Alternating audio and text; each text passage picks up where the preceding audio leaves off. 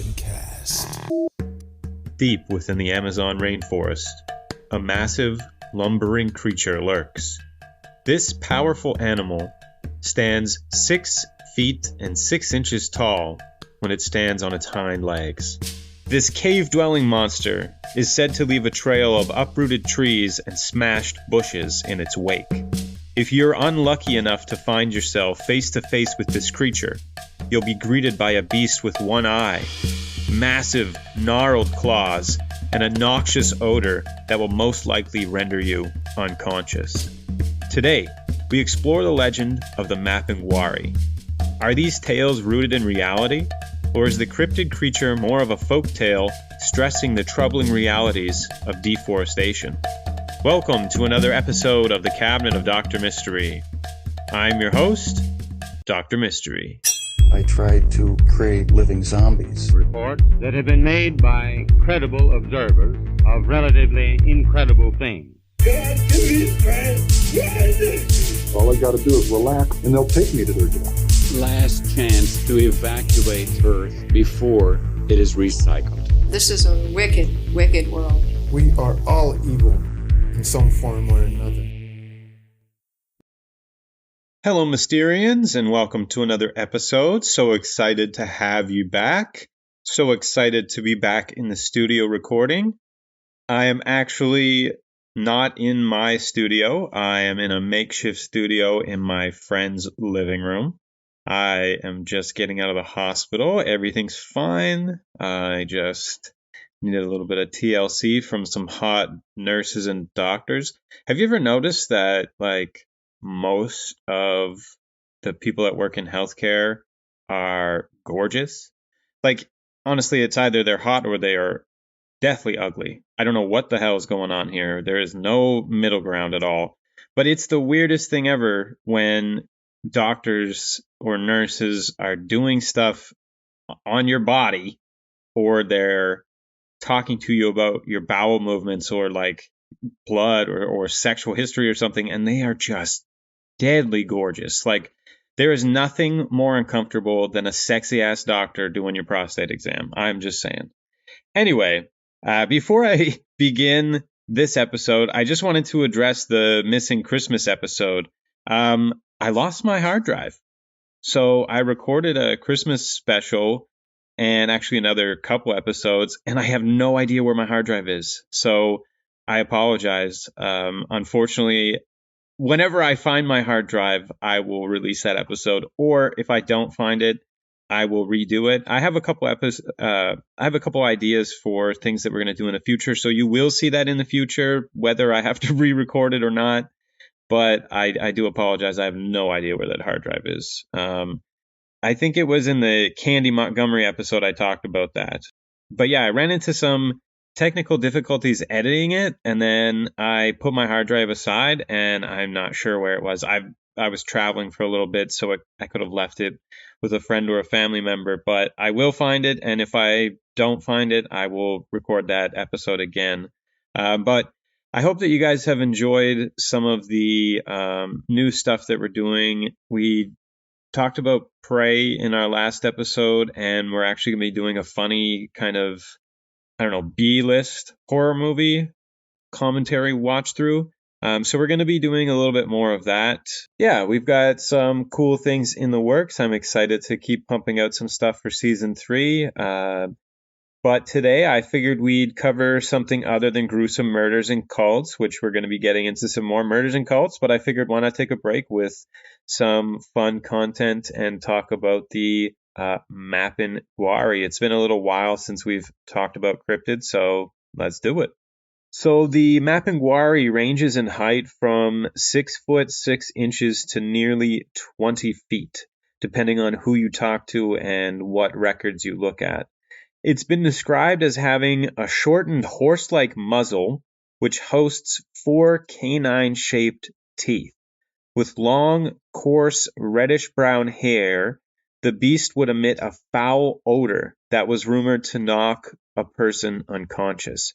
So some people do say that the creature has more sloth-like coloring to it, not like a reddish brown, but more of like a reddish blonde, like a dirty blonde kind of. And there are some cases of people straight up saying it's gray fur or black fur. So it depends on which legends you look at, which documents you read.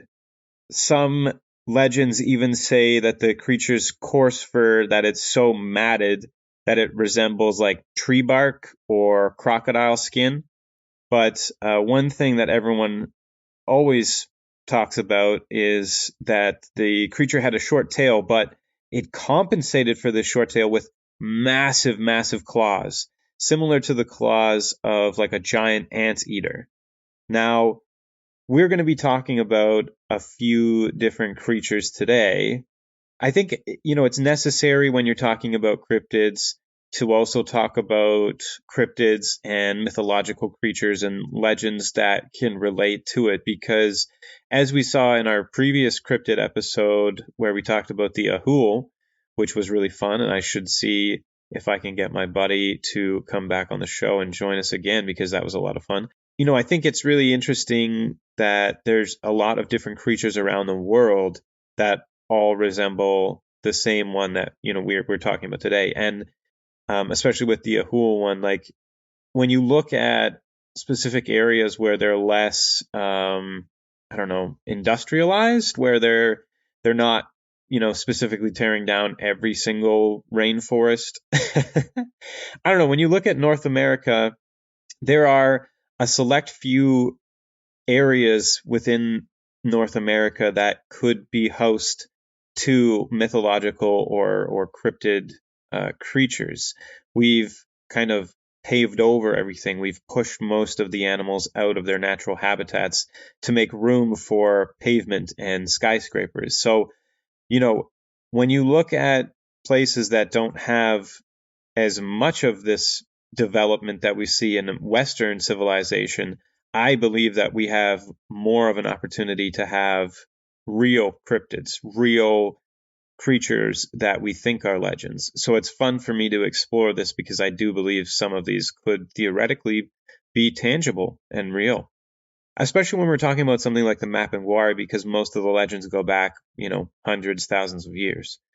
Tales of the Mapinguari originated throughout the Amazon basin, including the Amazonas, Para, and Rodonia. The name Mapinguari loosely translates to that with twisted feet. There are more fantastical legends telling of the beast having more man or ape-like features, also having only one eye like a cyclops, and of having an additional eye or a mouth on its stomach. The Mapinguari is also known to have a diet mainly consisting of plants. However, some legends talk of eyewitness accounts of livestock being consumed by the creature. Other eyewitness accounts tell of the creature killing and consuming humans that have wandered or explored too close to its caves.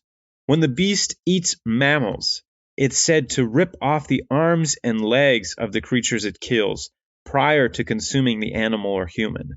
So it would grab this creature and literally like draw and quarter it, and then it would take its giant claws and it would throw the creature into its stomach mouth, and it would eat it through its stomach mouth while looking at it with its one cyclops eye.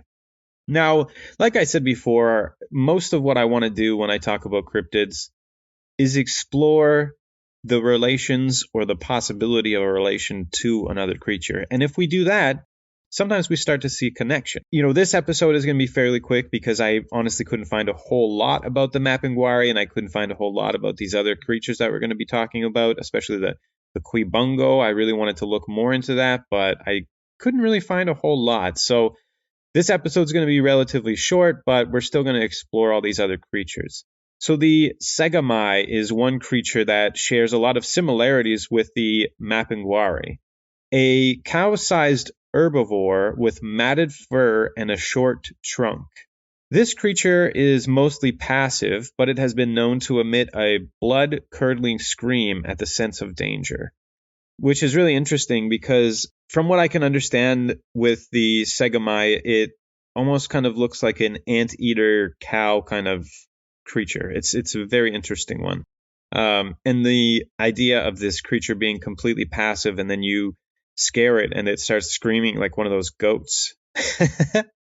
Another mythical creature of the Amazon that shares similarities is the Quibungo. Now, I'm saying mythical, but, that's just my skeptical side of things saying mythical. A lot of people in these societies believe that each one of these creatures is real. So I don't want to slight anybody or anybody's background. I'm just using the word mythical because up until this point, these have not been proven.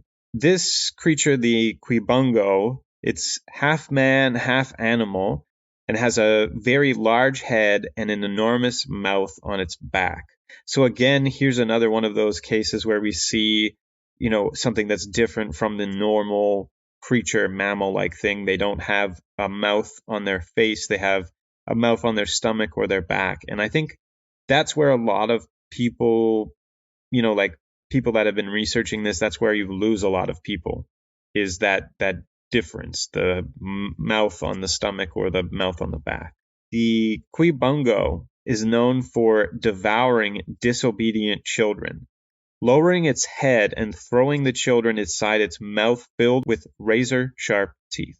Now, this creature is doing this to disobedient children specifically, and that makes me think that this is more of a tale about, obeying your elders, your parents, your siblings, your leaders in society, right?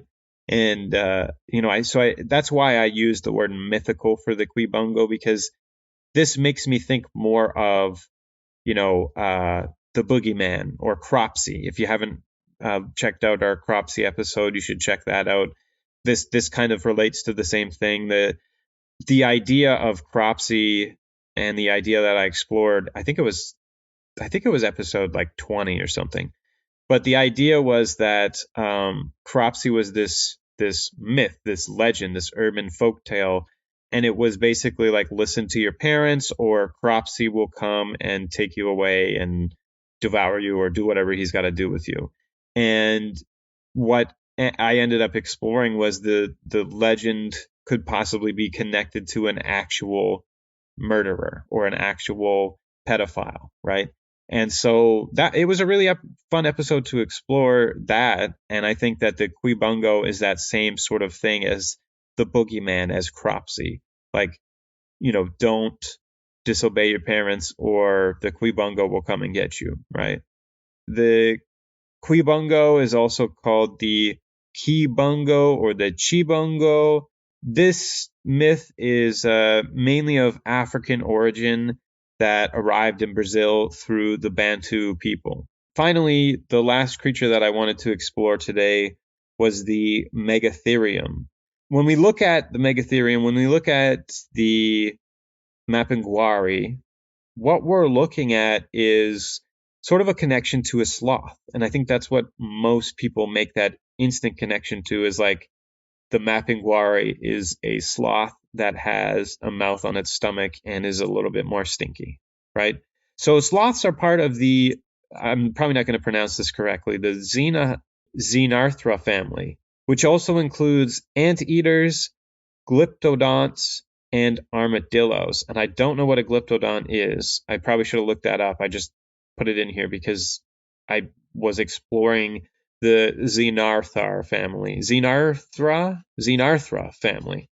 It's believed that the now extinct elephant-sized ground sloth, which is the Megatherium, is related to the Mapinguari. I've seen pictures of the skeletons, like the fossilized skeletons, and I've seen pictures of what these things are supposed to have looked like.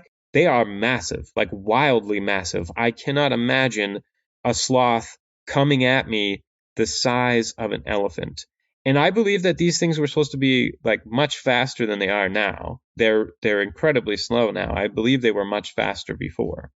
That being said, really what I'm doing is I'm comparing something from millions of years ago, or at least hundreds of thousands of years ago, to me today. So like when you look at this, it's easy for you to just say, whoa, that's wild, right? But at the same time, you have to think about how everything would have been bigger back then too. A couple theories that I have, or a couple of theories that I've seen. The main and the most popular theory about this creature, and the logical conclusion that I can come to about what it actually is that these giant ground sloths, these Megatherium, that were long thought to be extinct, are still in existence in smaller populations in remote parts of the country. That's my theory. That's my conclusion. Many theories attribute the sightings of the creature to a combination of real-life sightings of the thought to be extinct giant sloth with the legends of the mythical cryptid creature. Believing these legends and rare real-life sightings blend together to create a deeper rooting in the legend. Now, something that I did want to bring up, many people argue that this thinking is colonialistic and negates the symbolism of the original stories told by the indigenous people. So I'll read you a quote in a second here about one of the doctors that was studying this, and what his views are on people coming up with their own theories. I'm stating my theory because I don't necessarily, like, I understand the mythology behind it. I understand that this is a story that was, it belongs to these people and we should honor that. But, when you have these stories, you're also tempted to explore the idea of the possibility of this being real. So I'm not out to disprove this, because even if this isn't real, even if this creature does not exist, it still exists in the hearts and minds of those people that live in that society. And therefore, it does exist. If you look at the idea of tulpas, which I do believe in the idea of tulpas. So it's easy for you, if you believe in the idea of tulpas and you explore the theory and the idea of tulpas. I'm getting off track here, but the idea of a tulpa is essentially that if enough people believe in something, it's real. Whether you believe that it's real because they believe it, or that these individuals can actually manifest this being to become true, or this thing to become true. I do believe that tulpas are real, and we'll have to explore that in a further episode. So I just wanted to clarify that I'm giving you a theory because that's part of what I do here on the show. But I also don't want to negate or take away anything from the symbolic mythology and how important this legend is to those people. So let me read you, now that I'm done going on my rant, let me read you a quote from Dr. Andriola Costa. I would invite you to understand the Mapinguari as a representation of the active fear of what dehumanizes us, what makes us monsters, bestial, blind to the suffering that afflicts others, blind to the castration of our actions and desires. In the end, however, the weak point, the belly button, will always be there to remind us that under all that leather, shell, fur, that makes us insensitive, there is a human being that can be accessed again. So essentially what I take away from this is that the Mapinguari legend, to his interpretation, represents us being dehumanized, us committing cruel acts against each other or against animals or whatever, us doing things that make us less of a human being, that cause us to be distanced from society. And, it's a way for their society, to remind themselves, and that, like, even though individuals commit actions that are unbecoming, people are not without salvation. People are not without saving. And, I think that the Mapinguari legend is really important, regardless of whether or not this creature actually exists. I think the idea of a legend that could protect its people, a creature that was there to protect the forest, a legend of a creature that, invites you to think about humanity and think about how people aren't above salvation or aren't without humanity at some point in their lives, even if they're acting unbecoming. This idea of this creature that instills good beliefs in kids. I think that this legend is important regardless of whether or not it's real. So I just wanted to say thank you so much for listening, and we'll check you out in another episode. This one's just going to be a quick one. Once I'm recovered fully and back on my feet, I'll start recording some longer shows, but I'm excited for the Killer Sofa episode that's going to be coming up next week or the week after, and I invite you to watch that. So I'm saying watch because essentially what we're doing is we're doing like a full movie commentary, and we're having a lot of fun with it. I just thought it could be something interesting and fun to change things up a little bit, whether we do something serious where we have more of a discussion about the movie while we're watching it, or we watch something funny like the Killer Sofa movie that's coming up. I thought it would just be something fun to do. So I invite you to check that out. Essentially, you just sync up your movie to the show, and we watch it together, basically. This episode is produced by Death Hotel Creative, hosted by myself, Dr. Mystery. To view more and to grab your exclusive Cabinet of Mystery merch, visit us at notwhatwesay.com, check out our Instagram handle at Cabinet of Mystery, or our Twitter at Open the Cabinet. Please leave us a review if you enjoyed the show, and let us know what topics you'd like to hear in the future. You can hit us up either on the socials or at cabinetofmystery@gmail.com. If you'd like to leave us a voice message and appear in upcoming episodes, you can leave us a voicemail at anchor.fm/Cabinet of Mystery. For sources on this episode, please see the episode description. Thank you for listening, and please subscribe or follow for more episodes.